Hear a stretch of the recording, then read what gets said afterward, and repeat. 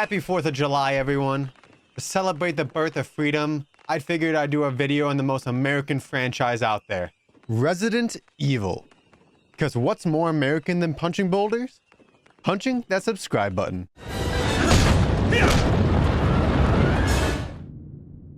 I do think it's interesting that Capcom has spent the last 30 years releasing violently American games about a US corporation stealing from Africans to make a super virus. And we just eat that shit up. Like, fuck yeah, that's what we do, America! I do hope they release a Resident Evil based in Japan one day, but until they do, we'll have to scratch that itch with Silent Hill F, which looks amazing, by the way.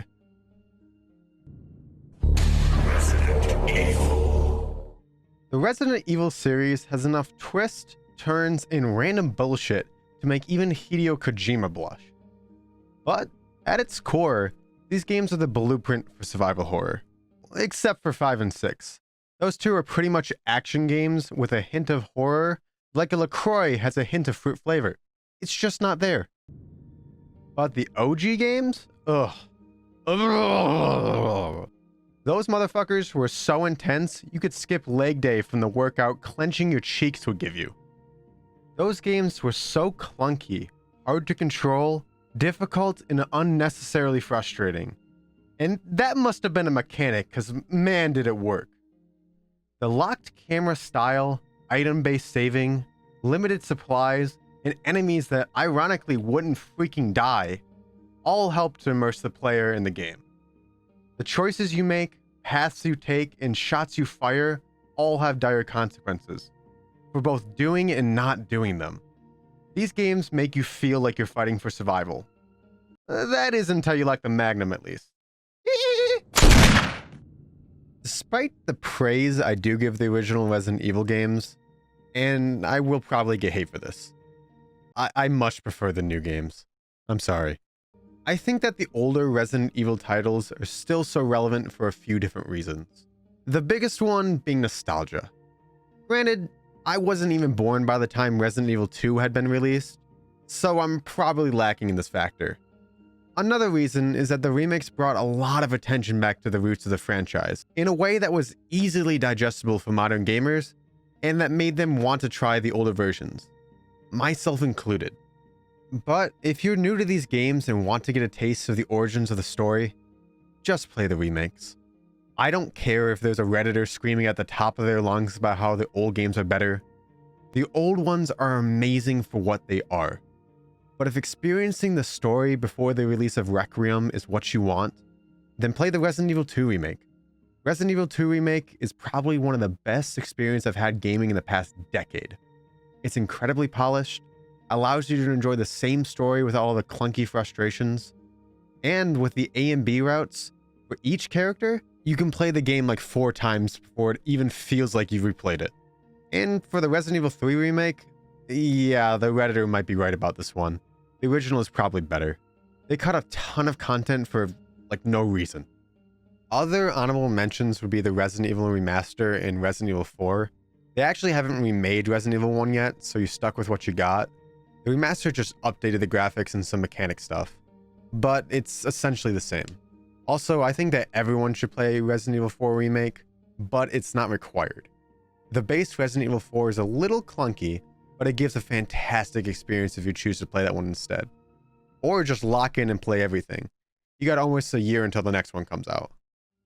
5 and 6, however, now we're getting to real American territory. For real though, I don't know what's happening half the time in those games, but the big button prompt on screen just told me to dropkick a monster, so the neurons have been activated. In all seriousness, that's kind of what it felt like to play those games. 4 is also like that in some ways, but it feels like Capcom looked at the success of 4 and attributed it to the action moments, and that's what led to the creation of 5 and 6. Now, before you make any assumption on where I'm going with this, I think that Resident Evil 5 is a great game. I spent hours upon hours playing co-op with my brother and friends, grinding for the unlimited ammo for my weapons, and decimating everything with rocket launchers. And Resident Evil 6 is a game. The issue here is that even if Resident Evil 5 is a fun game, it just wasn't really Resident Evil anymore. There wasn't one point I could remember while playing this game as a kid where I felt scared. Whereas the regenerators in Resident Evil 4 make me go pee-pee in my pants, dude. In Resident Evil 5, you play as a red-blooded, big-muscled American bleeding freedom while fighting in a country that was extremely questionable to have Chris fighting in looking back at it. But that's not survival horror.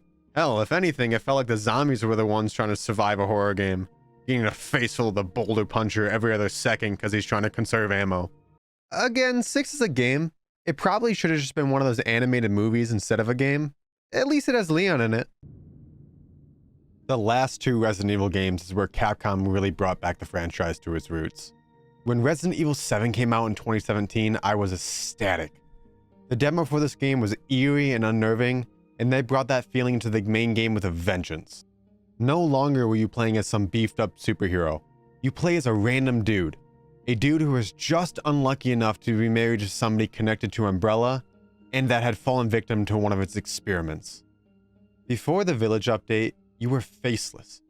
A real homage to the fact that this character may have a name, but it could be anyone. Kinda similar to what it felt like to play as our favorite characters back in their original games, before they became freedom-loving superhumans.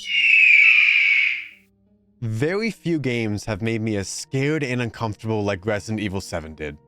The first few hours of wandering around the house with barely any equipment, being chased by an invincible hillbilly that's taking pleasure in tormenting you, will be cemented in my mind forever. That, and the part when you go into the morgue basement, was freaking terrifying.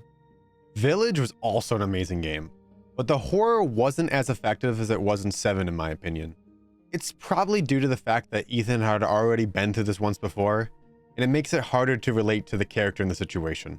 The vibe was no longer, this could be me, and more, are you kidding me? Again? Except for the dollhouse section. That part was terror incarnate and made me pee-pee my pants. Again. All this brings us to the newest Resident Evil announced a few weeks ago. Resident Evil Requiem.